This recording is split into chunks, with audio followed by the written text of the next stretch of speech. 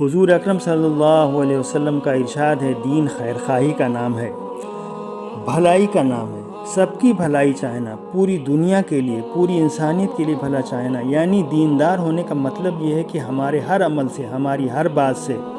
اور ہمارے ہر طور طریقے سے تمام مسلمانوں کا بلکہ پوری انسانیت کا بھلا ہو۔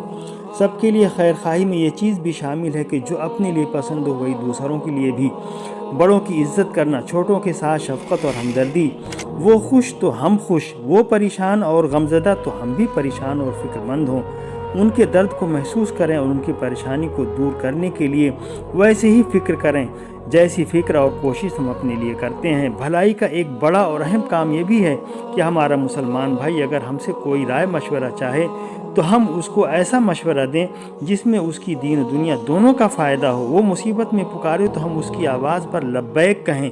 اور ہر ممکن اس کی مدد کریں اور اس کو اپنے لیے سعادت اور دونوں جہاں کی کامیابی سمجھیں۔